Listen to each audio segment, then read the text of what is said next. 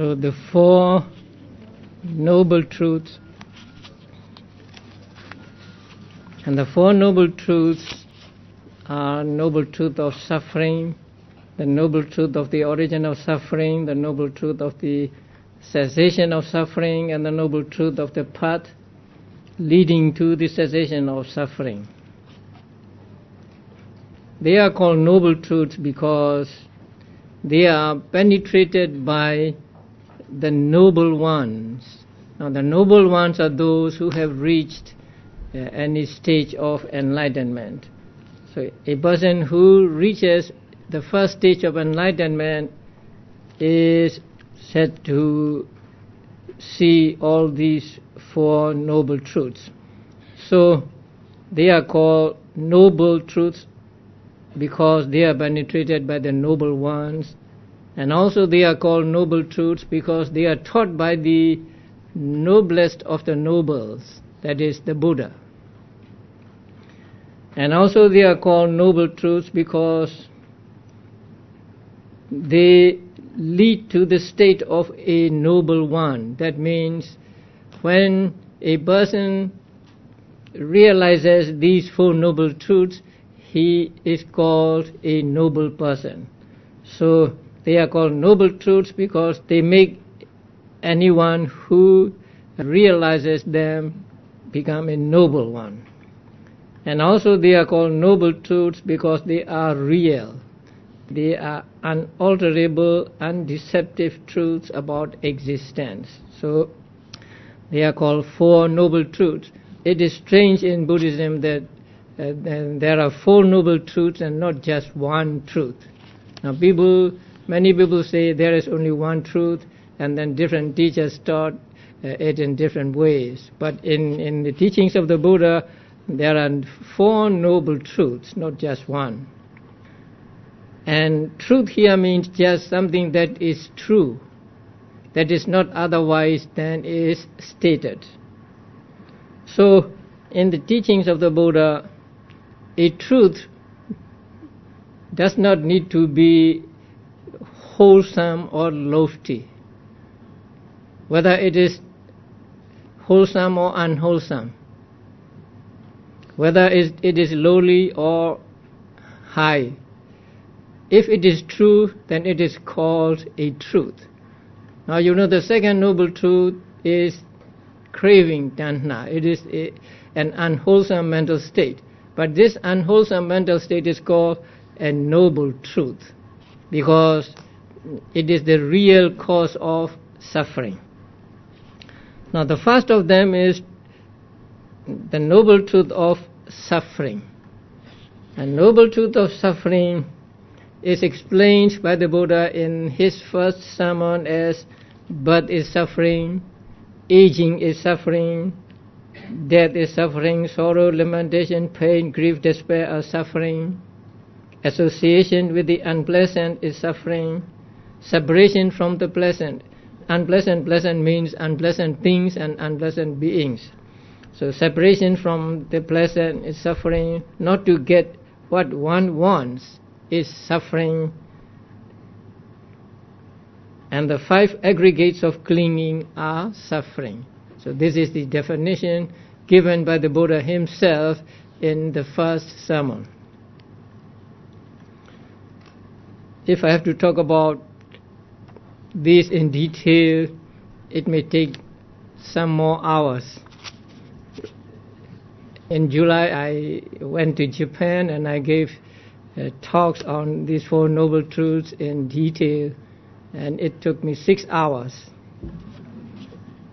There are many books on the Four Noble Truths, and the one written by the Venerable Bhikkhu Bodhi. Yeah, you haven't? Oh. What was that you wrote? Noble Eightfold Path. Oh, right. Oh, okay. Now, by the way, I failed to introduce Bhikkhu Bodhi to you because I thought you already know him. Now, say you are studying his book for now almost a year. But now you are seeing him in person. Now this Venerable is Bhikkhu Bodhi. No, I put it together about 12 or 13 years ago. So it seems rather strange to me now. I'm reading it as though I'm learning for the first time. I am teaching his book and he is attending the class.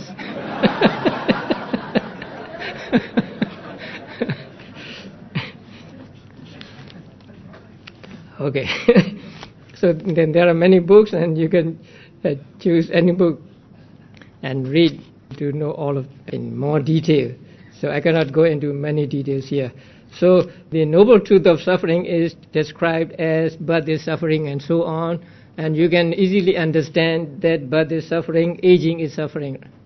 To get old is suffering. You don't want to get old, but you get old, and so that is suffering and so on. But it is important that the last one you understand. The last one Buddha said was, the 5 aggregates of clinging are suffering. That we must understand. Because the 5 aggregates of clinging includes what we call happiness, what we call enjoyment. So people enjoy something, enjoy good food, enjoy companionship, enjoy sight and so on. So that is enjoyment and that should be happiness. But according to this definition, the 5 aggregates of clinging are suffering. They are also suffering. So why are they called suffering? Why are they given the name suffering by the Buddha? Although we think that they are enjoyable. Now we must remember Buddha's another definition that whatever is impermanent is suffering. Now that we must hold on to firmly. Whatever is impermanent is suffering. So if you want to know whether something is suffering or not, find out whether it is impermanent or not. And if you want to know anything is impermanent or not, find out whether it has a beginning and an end. So if it has a beginning and an end, it is impermanent. And if it is impermanent, it is suffering according to Buddha's definition. And here, suffering does not mean pain. Pain as suffering is very, very easy to understand.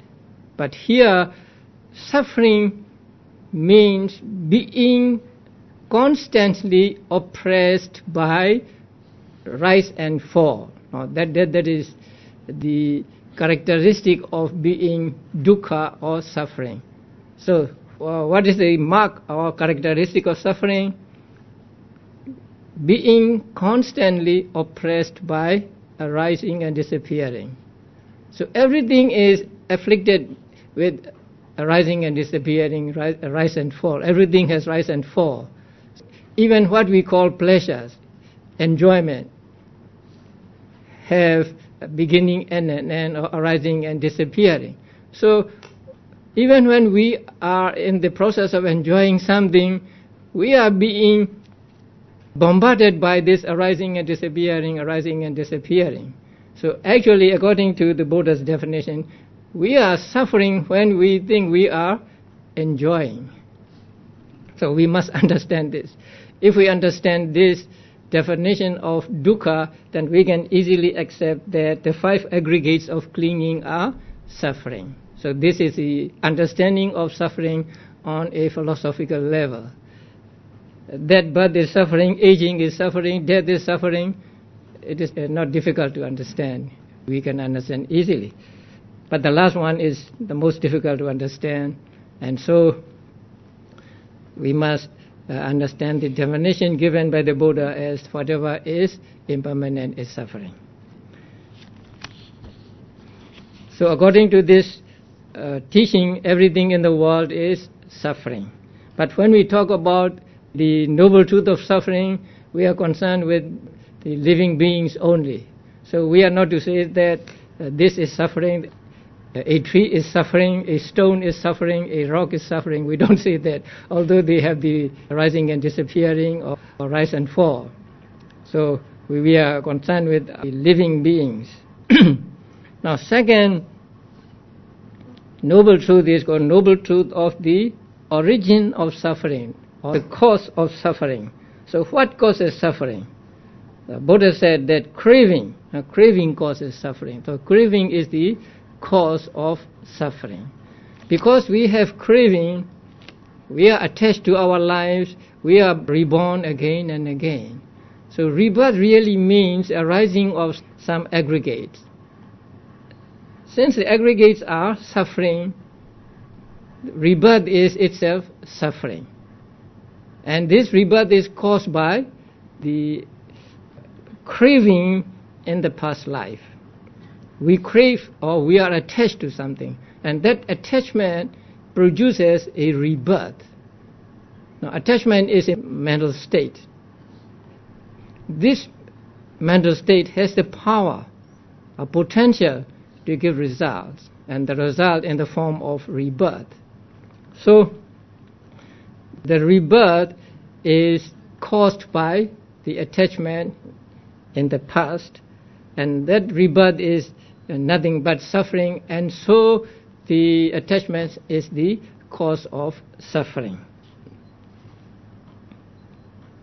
And the craving is said to be of three kinds: the craving for sense objects, and craving associated with the view of eternity, and craving associated with the view of annihilation.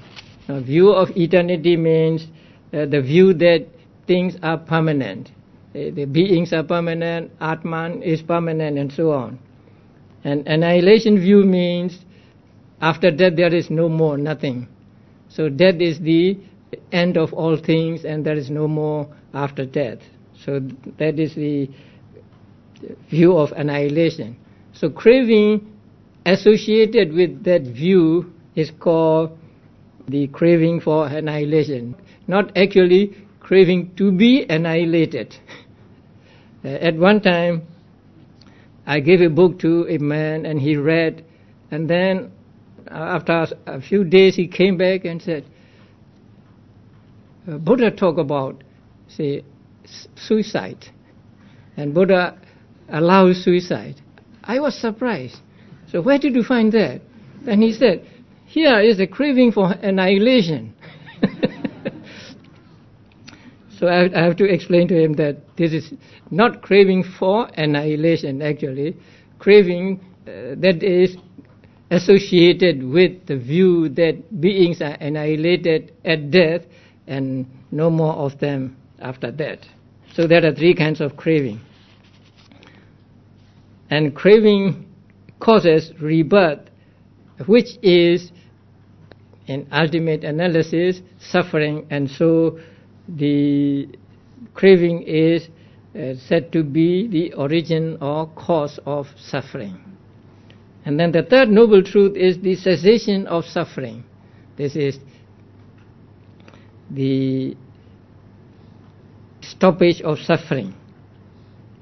And cessation of suffering is actually Nibbana. So only the dukkha or suffering ceases when we realize Nibbana or when we reach Nibbana. And it is achieved when craving is eradicated.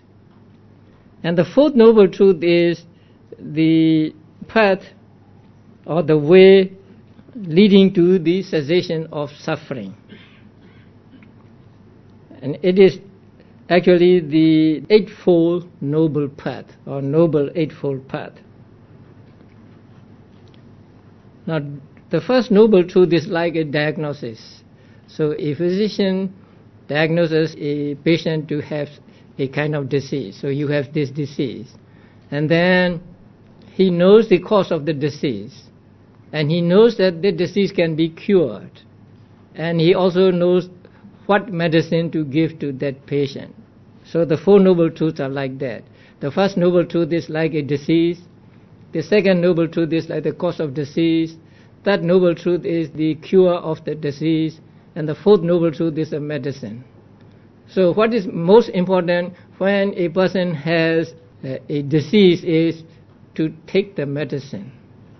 So here Buddha said, now you have this disease, dukkha disease. and I know what causes it, and I know that it can be cured, and this is what you have to do.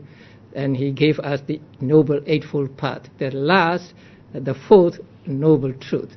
So actually, among the Four Noble Truths, the fourth Noble Truth is the most important for us.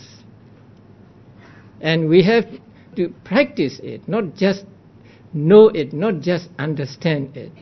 Just knowing it or just understanding it will not help us to get rid of suffering.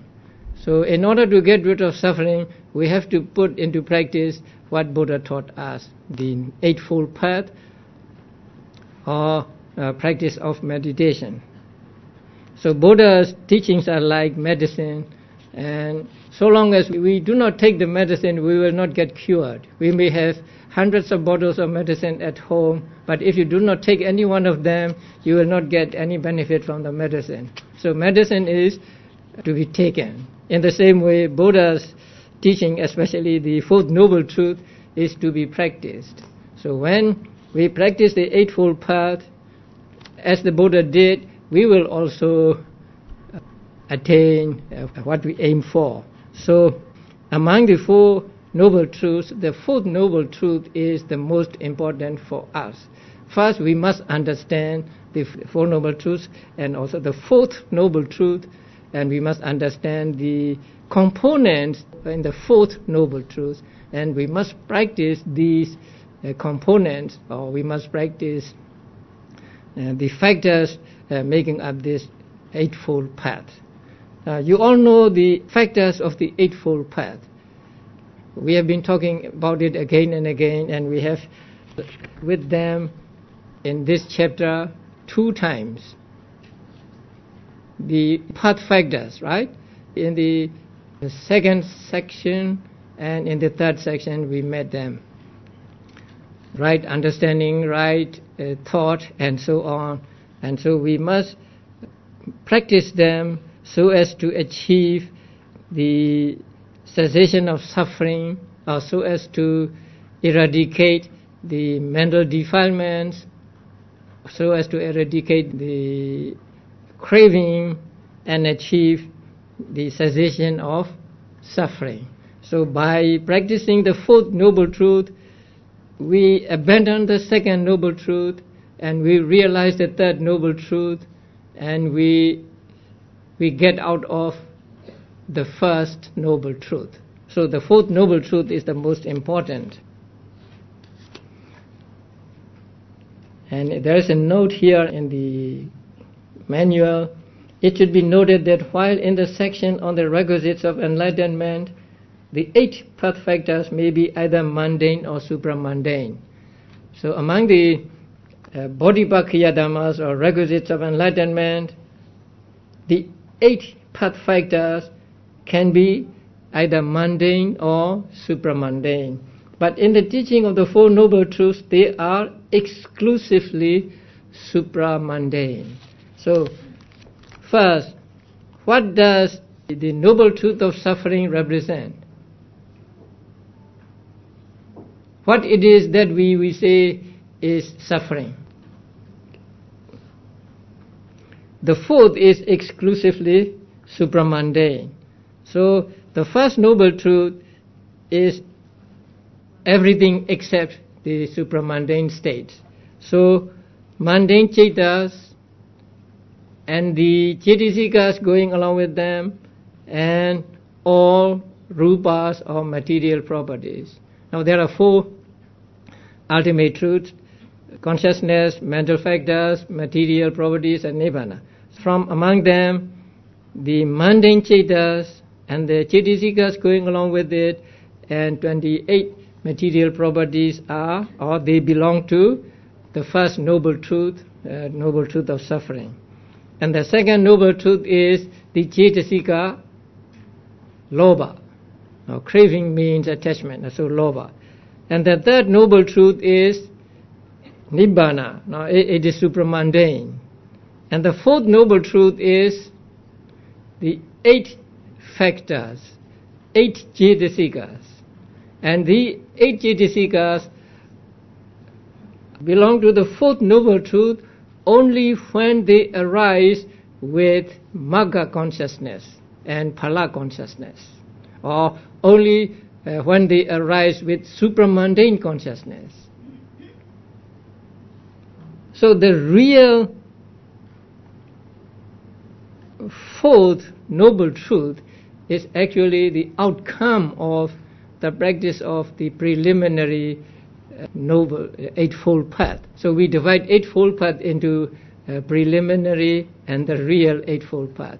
So without the practice of the preliminary eightfold path, we cannot reach the real eightfold path. Now the last verse in this chapter. Mental states associated with the paths and the fruits are excluded from the four truths. So there are some things that are out of the four noble truths. Normally we would say everything is included in the four noble truths. But according to Abhidhamma, there are some states that are outside the four noble truths. And what are they? Mental states associated with the paths and the fruits are excluded from the four truths. And let us take the first supramundane citta, Sotapatti Magga. And along with that citta, there arise 36 mental factors. Among the 36 mental factors, there are 8 factors of the Eightfold Path. These 8 factors are called the Eightfold Path or the Fourth Noble Truth. But the Magga Citta itself, is it included in First Noble Truth? No. Second Noble Truth? No. Third Noble Truth? Fourth Noble Truth? No.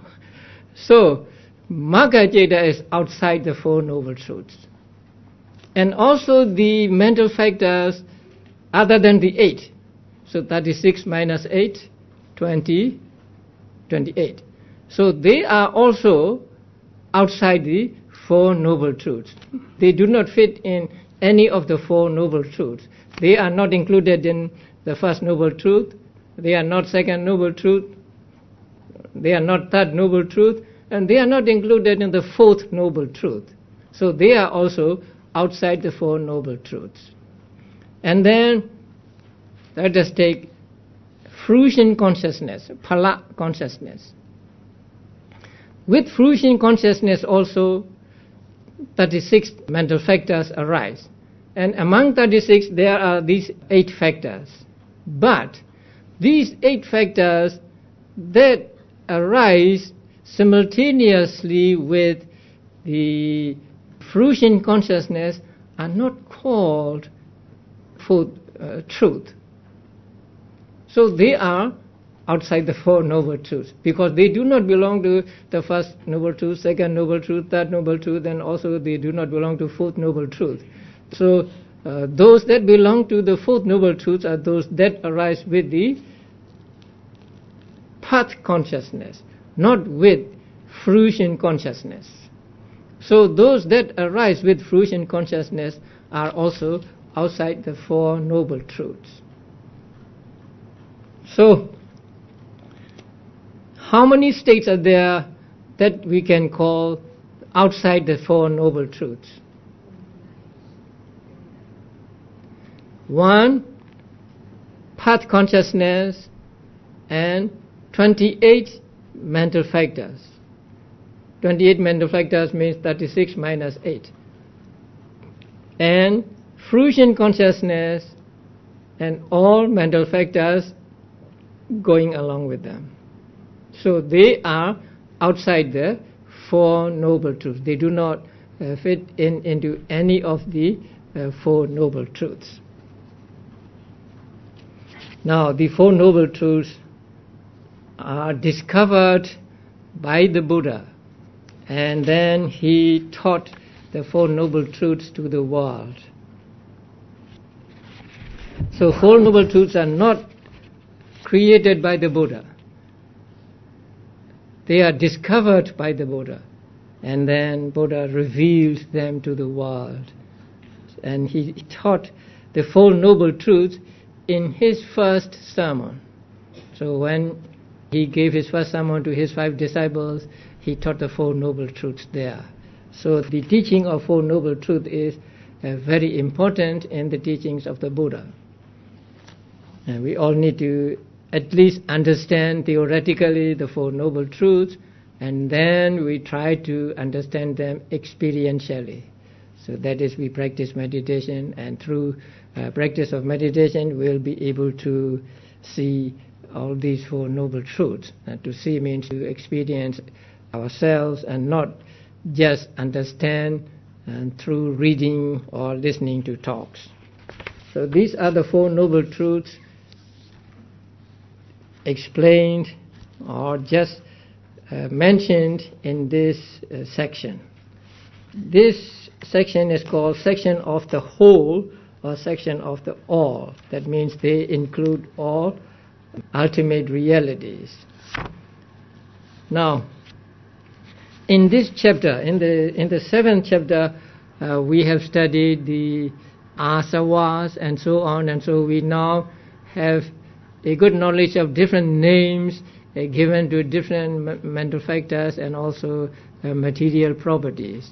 And to understand the teachings of the Buddha, when we read the discourses and when we read Abhidhamma, it is important that we are familiar with these teachings or these terms. If we do not know these terms according to Abhidhamma, we may misunderstand some of the teachings, or we may not understand the teachings at all. So it is important that we are familiar with these.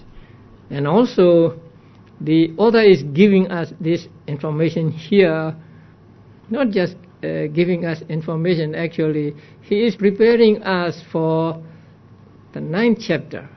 In the 9th chapter, the meditation will be explained. Although these categories will not be mentioned there, still we need to have at least the theoretical knowledge of these categories so that we can practice them, we can take them as object of our observation when we practice Vipassana meditation. So actually it is, in one way, it is in preparation for the Vipassana meditation that the author is giving us this information in this chapter. And this chapter is not difficult to understand, as you know.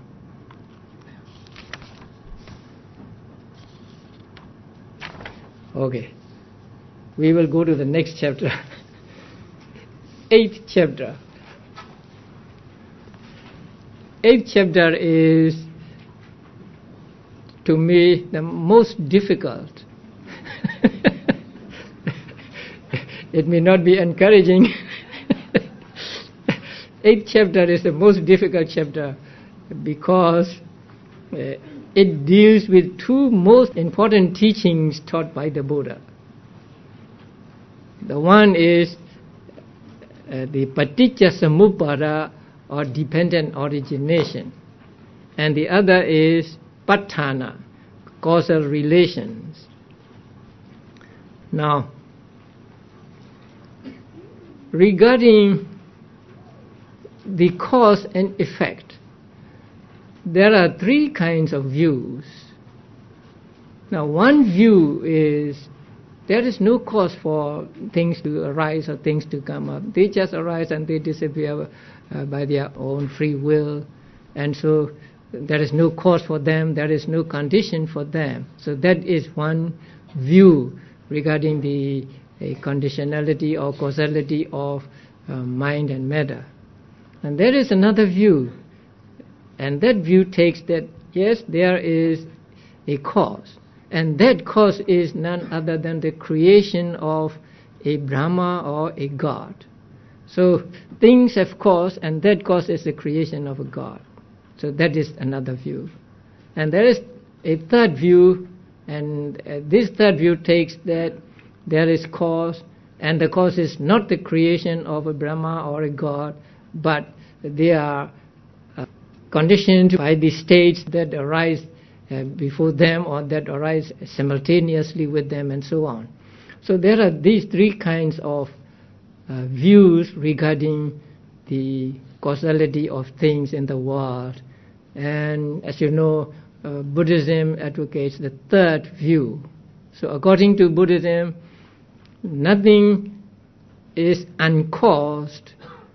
Everything is dependent on some other thing to arise. So there is always this conditionality of things in the world. So everything that happens, everything that arises has its conditions. We may not know them, but there are conditions for everything that arises or that happens in the world. And Buddha taught this conditionality of things by two teachings or two doctrines. And the first one is the dependent origination. And the second one is the 24 modes of causal relations. Both are not easy to understand. Now the first one, dependent origination, is a teaching that whatever arises regarding the living beings is conditioned by some other thing.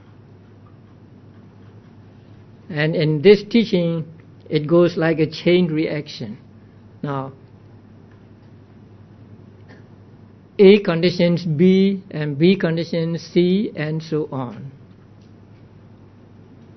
According to this teaching, everything is conditioned, and so there can be no beginning of anything at all. Because if we say there is the beginning, then that beginning must be conditioned by some other thing, and so it goes on ad infinitum, and so we cannot come to the real first cause or something like that. And it teaches that these two things are related. A is related to B, and B is related to C, and so on. But it does not tell us how they are related, in what way they are related to each other. And that is taken up by the other teaching, the 24 modes of causal relations. And also the 24 modes of causal relations is more comprehensive than the dependent origination, because dependent origination is the explanation of the conditionality of mind and matter in living beings. So it does not say anything about outside world. It does not say anything about the causality of physical things. But in the other teaching, it is called Patthana, 24 modes of causality. Both animate and inanimate things are included.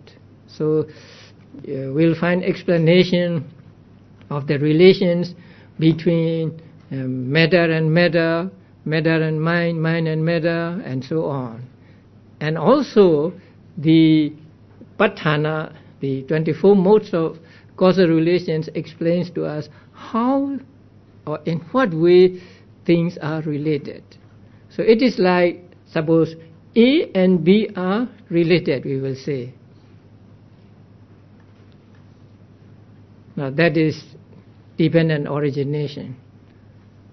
But Patthana would say A and B are related as father and son, or uncle and nephew, and so on. So how they are related is also explained in the 24 modes of causal relations. That is why both are very interesting, and I think these two teachings made Buddhism unique among all religions, because it teaches the causality of everything. So everything is dependent upon some other thing, and nothing is absolute, and there is no divine power or something that is involved in this rolling on of the phenomena, and so it is very interesting, but also it is difficult. So in order to understand these two, you need to be familiar with the preceding chapters. So when in the United States my disciples asked me to teach them the dependent origination, I said no. First you must study Abhidhamma. So only after they have studied Abhidhamma with me did I teach them the dependent origination in detail. It would be very good if we could study it in as much detail as possible, but as you know, time is limited for us. But we will cover as much as possible in this short class. So the first one is called dependent origination. It is translated as dependent arising and dependent co-arising. There are many other things, many other translations. The word Paṭiccasamuppāda itself is a difficult word to understand, and I don't intend to explain this to you according to the explanations given in Visuddhimagga. It's too involved. So just understand that this is a doctrine of dependent arising or dependent origination, or a doctrine that teaches that everything that arises is dependent upon some other things. And this dependent origination was known to the Buddha even before his enlightenment. Now first, let us say that dependent origination is not a creation of the Buddha. Buddha himself said, whether Tathagatas appear in the world or they do not appear in the world, there remains this structure of conditions. That means there remains this element of causality in the world.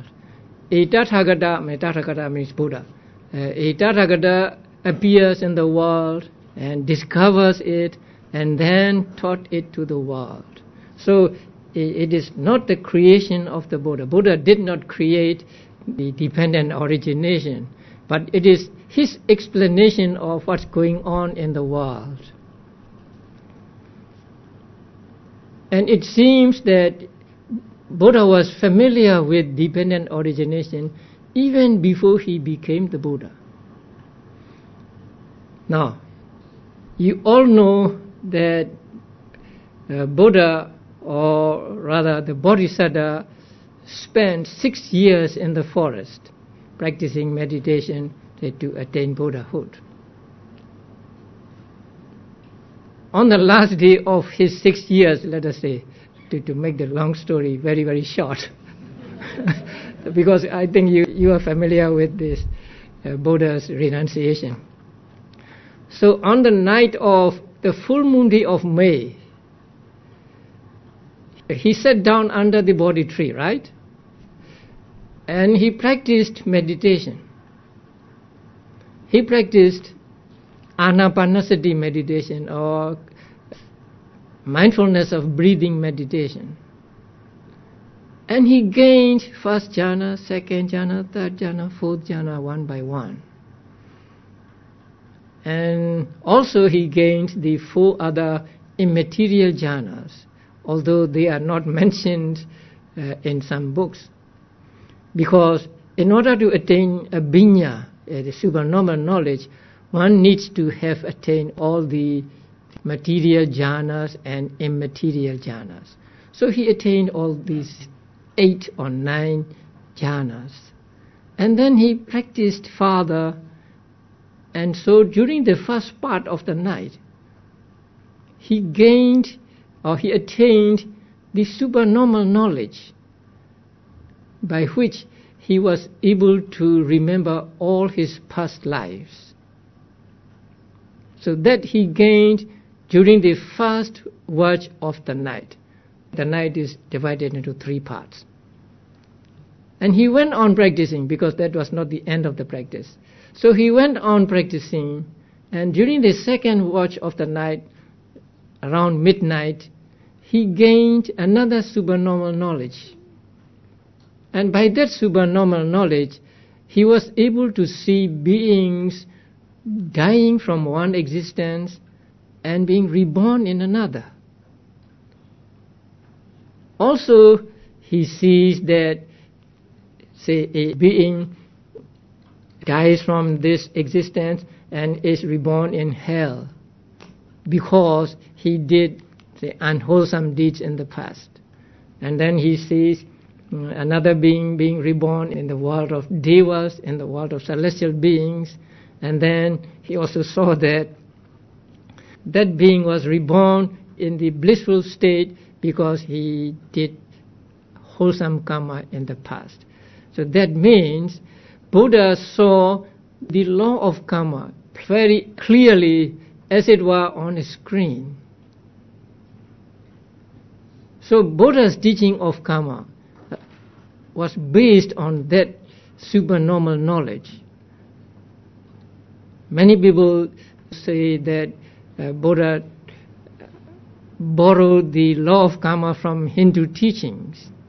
But if you are familiar with Hindu teachings, you will know that Buddha's law of karma and the Hindu teaching of law of karma is very different. So in the law of karma taught by the Buddha, there is no agent, there is no lord or no one administering the justice or whatever. It is just the natural outcome of wholesome or unwholesome karma. So Buddha discovered the law of karma during that second or middle part of the night. And then he went on practicing, and during the last part of the night, from about 2 a.m. to 6 a.m., he practiced Vipassana meditation. And when he practiced Vipassana meditation, he took the factors, you will find the factors later in the doctrine of Paṭiccasamuppāda.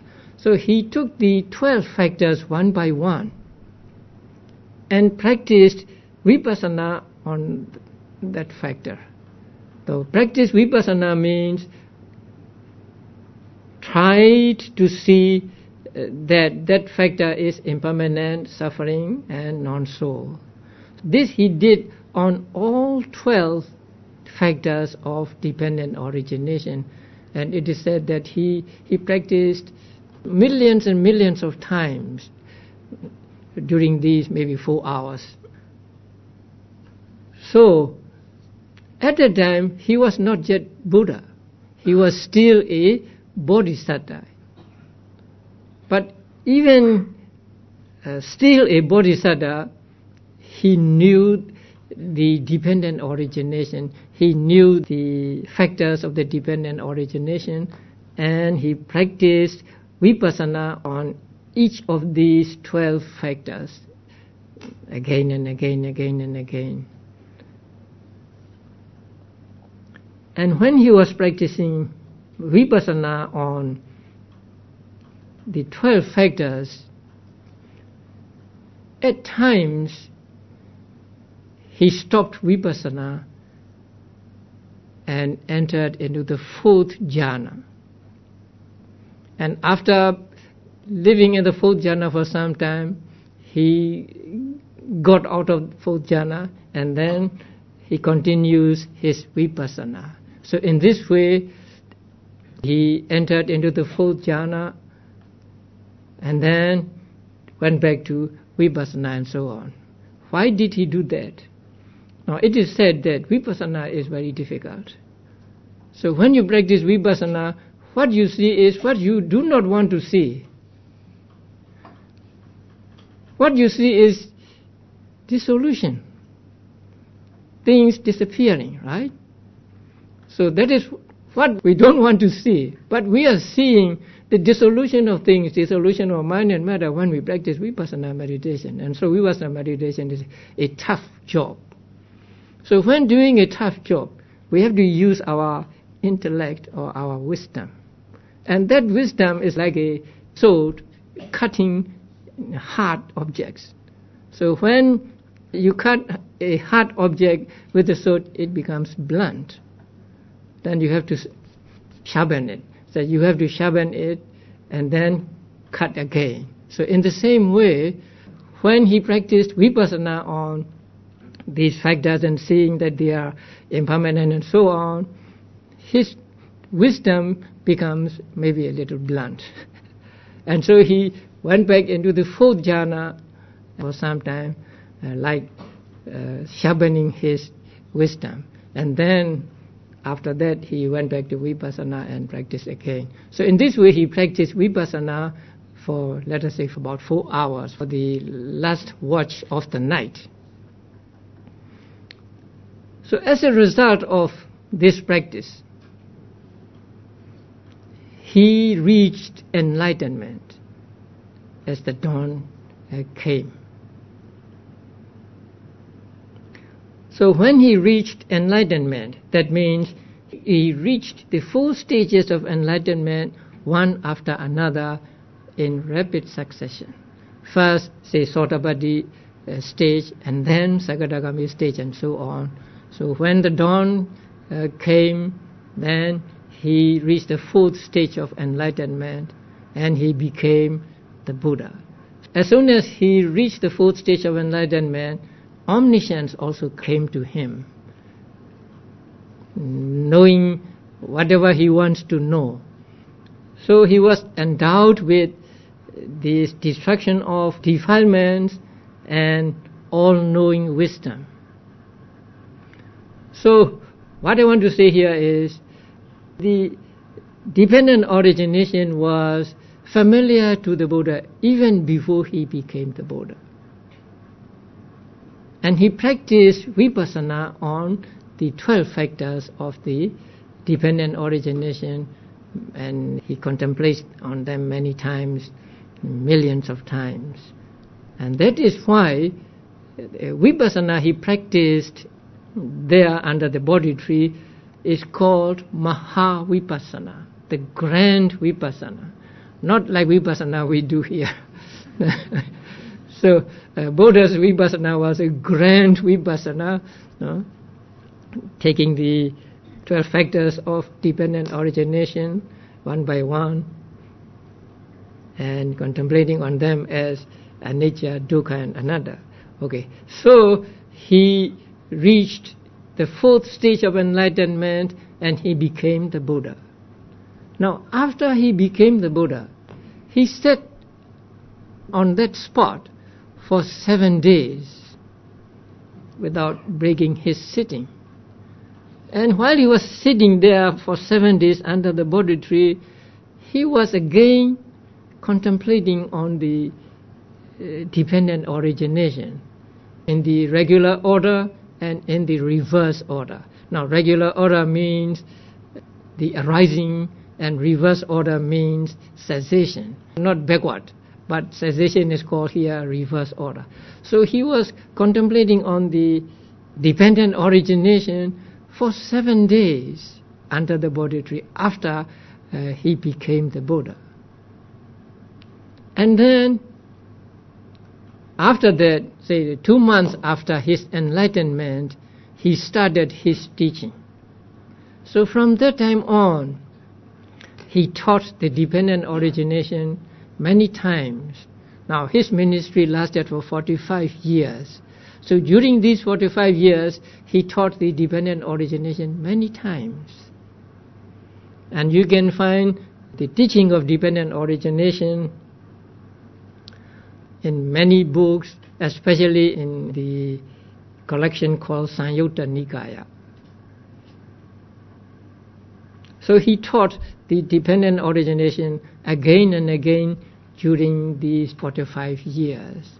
since he was very familiar with the dependent origination, his teachings are varied, different.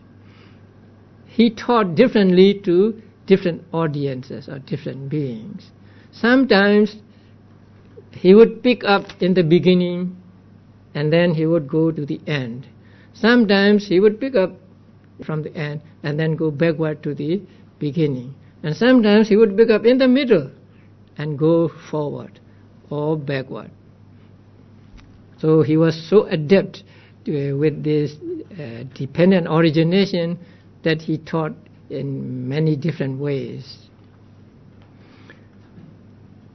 So now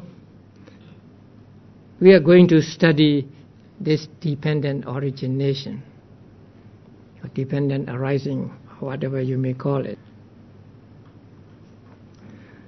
First, I want you to be familiar with the formula of the dependent origination.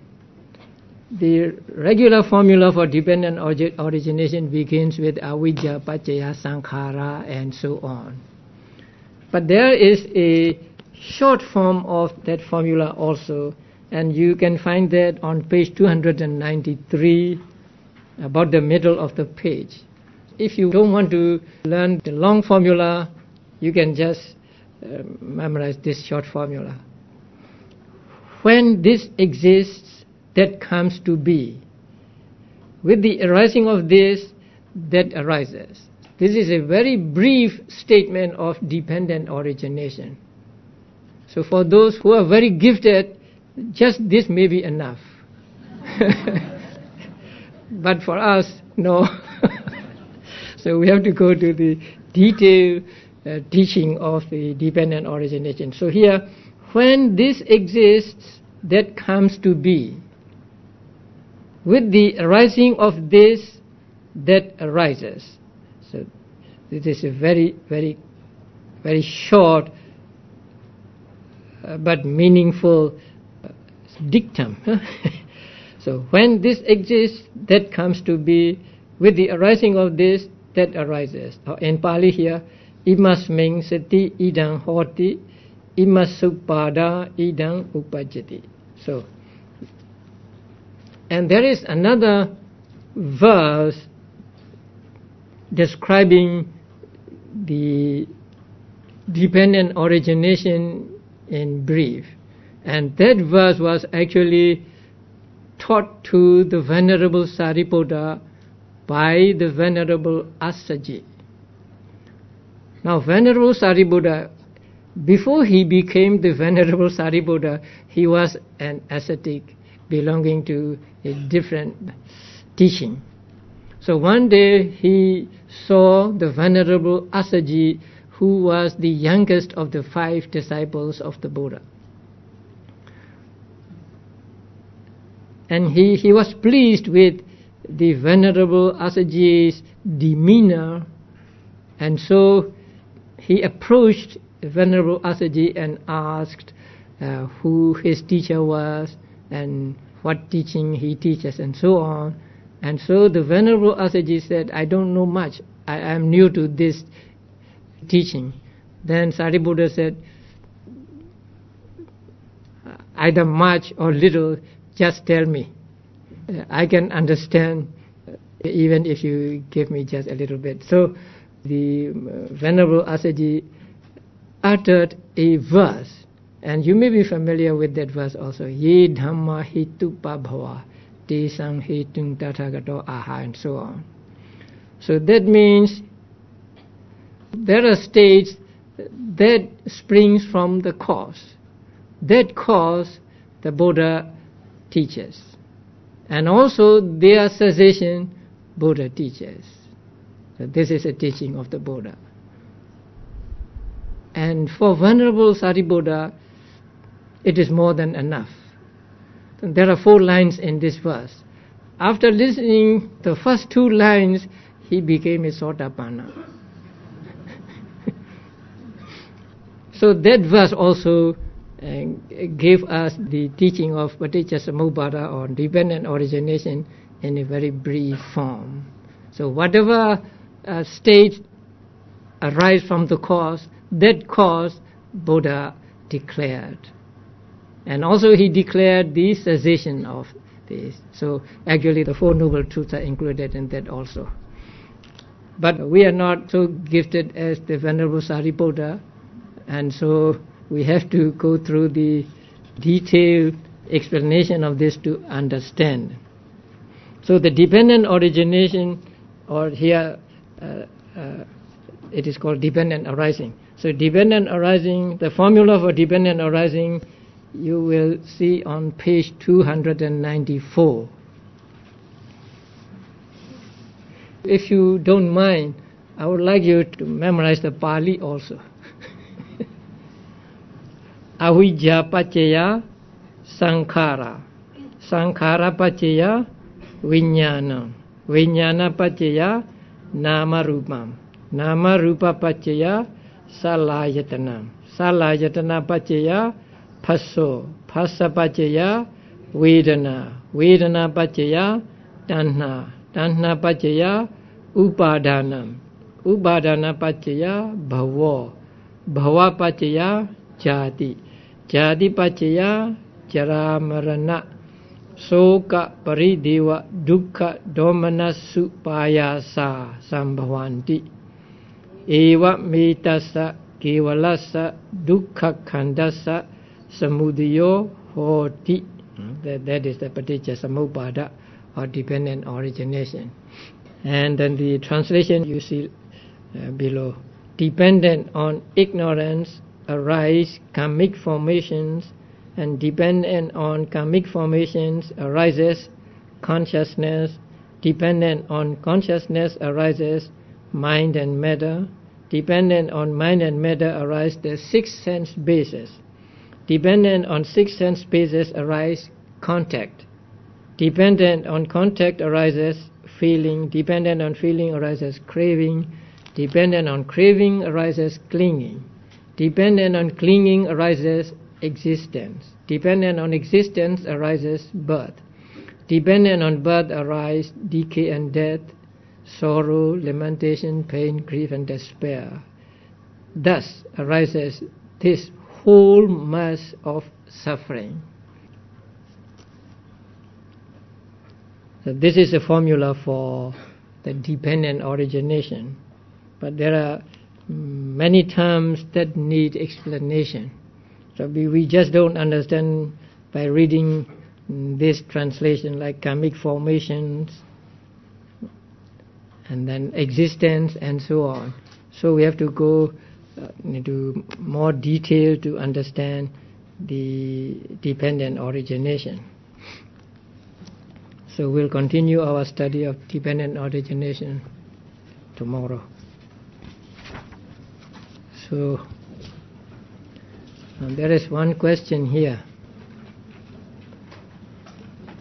Sayādaw has taught that unwholesome states cannot overcome wholesome states. So overcome means actually to abandon or to destroy. At the same time, it has often been taught that all beings were originally enlightened. But according to Theravada Buddhism, it is not true.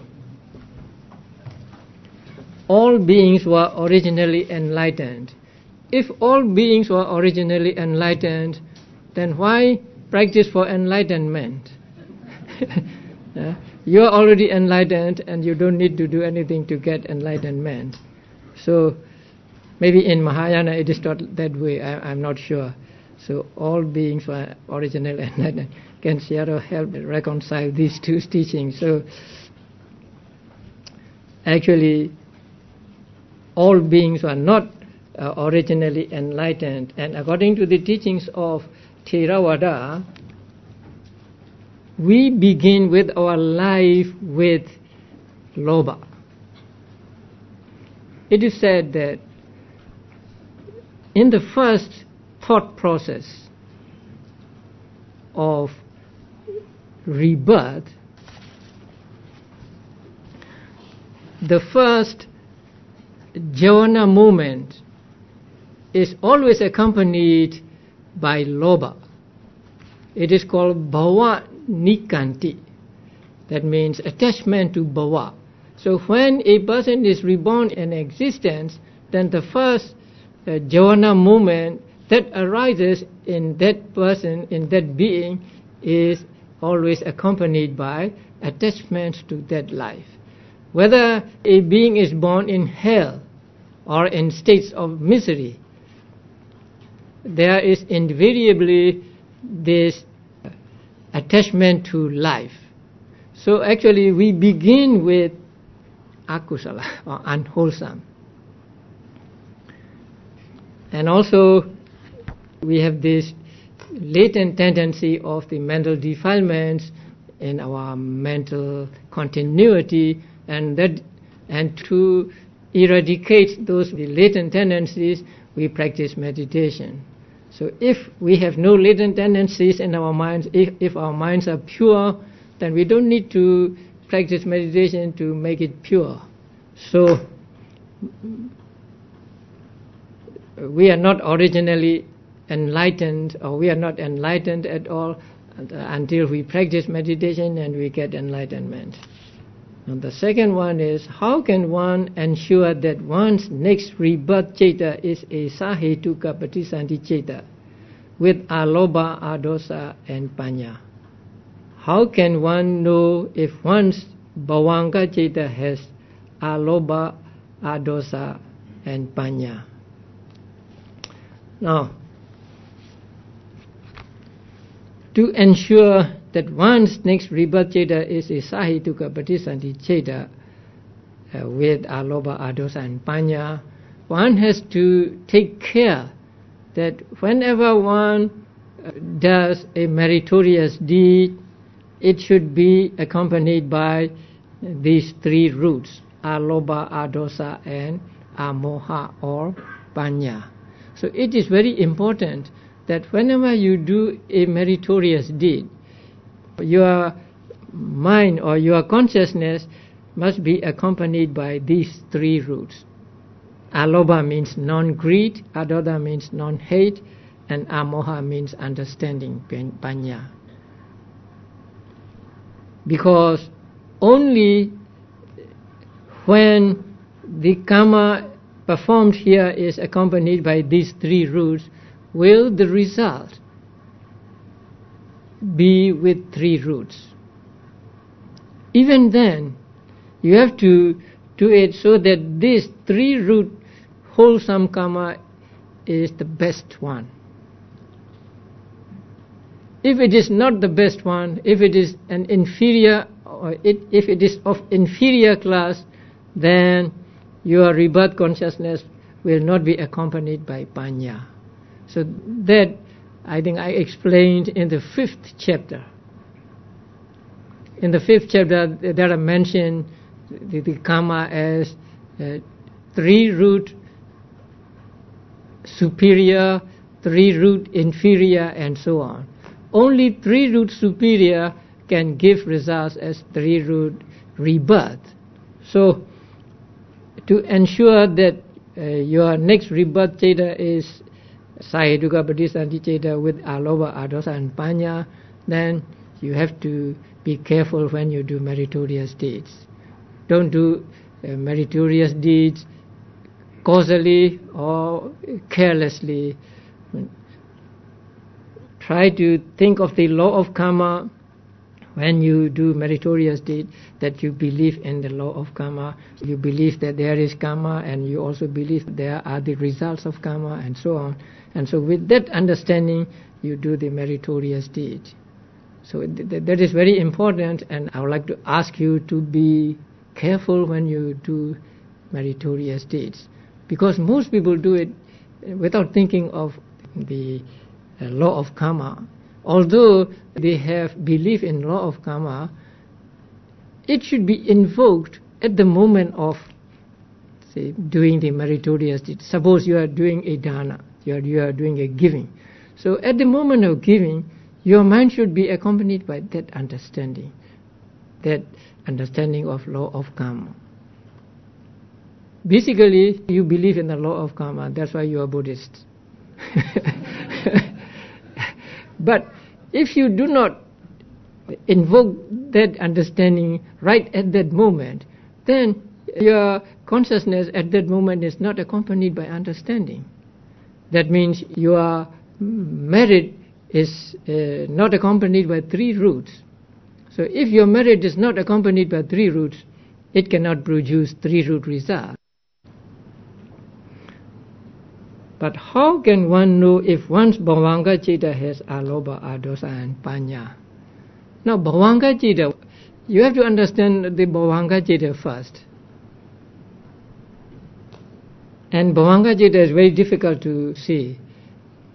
We are not aware of the bhavanga cittas arising and disappearing. Even when I am talking now and you are listening to me, there are thought processes going on in your mind, and each thought process is followed by moments of bhavangas, and then another thought process, then bhavanga, another thought process, and it is very difficult to see the bhavanga. It is almost impossible to know one's bhavanga citta has alobha, adosa and panya. Next question is, can you please explain the 4 ways of personality view, text page 267. One regards materiality as self, self as possessing materiality, materiality as in self, self as in materiality. Now, one regards materiality as self means one takes materiality to be self. Or one say, this is self. Let us say rupa. No? Materiality means rupa. The rupa is self. So this is one way of having the personality view. Rupa is self. Now the next is self as possessing materiality. That means rupa is the property of self. Self is one thing and rupa is another. In the first, self and rupa are the same. He takes rupa as self. So self and rupa are same. But in the second one, self is one thing and rupa is another. And self possesses rupa. Or rupa is the property of self. So that is another way of personality view. And then materiality as in self. So that is, rupa is in self. There is rupa in the self. Self may be understood as something, say, something substantial, and then there is materiality or rupa in that self. Like there is a thing in the box or something like that. And then the fourth one is self as in materiality. So here there is self in rupa. So it is going one to another, right? So rupa in self and then self in rupa. So there are different ways of taking self, and so these are the 4 ways of taking self regarding materiality or rupa. And the same with the feeling, perception, mental formations and consciousness. Sanya make marks on the object which allow us to remember, but mind is a series of rising and disappearing of mental process. Thus sanya is also subject to this rule. How does each sanya able to keep the records, marks, memory when they are subject to change, when they are subject to not change, when they are subject to disappearing? In what way object that was previously marked by a sanya able to pass to the subsequent sanya? Now, we accept the momentary existence of states. So the mental states arise this moment and then it disappears. But there is another mental state arising, let's say sanya. No? One sanya arises and it disappears. And then there is another sanya arising and disappearing, and there is another sanya, and so. So these sanyas arising are in one continuity. Since they arise in one continuity, the quality of the first sanya is inherited by the following sanya, and again the following sanya, and so on. So in this way, the memory or the sanya is maintained through this series of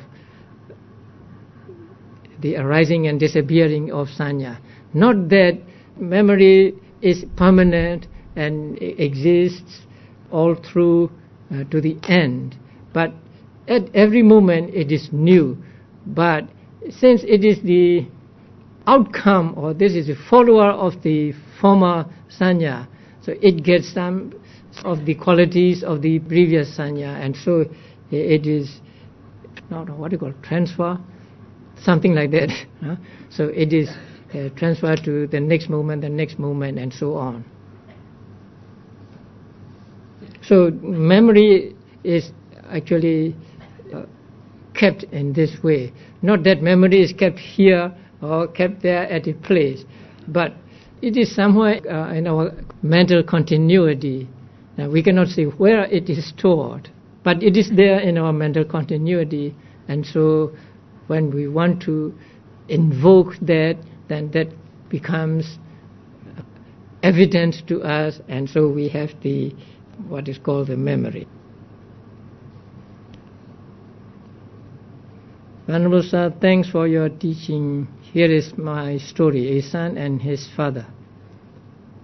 Week ago, my father called up asking for money to buy a car, because his car is old. But he tends to spend time enjoying in all the material things.